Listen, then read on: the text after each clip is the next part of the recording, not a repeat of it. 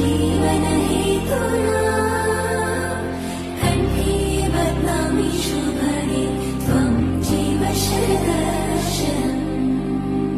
వందో ఒక వెయ్యో ఒక లక్షో మెరుపులు మీదికి దూకినాయా ఏందే నీ మాయా.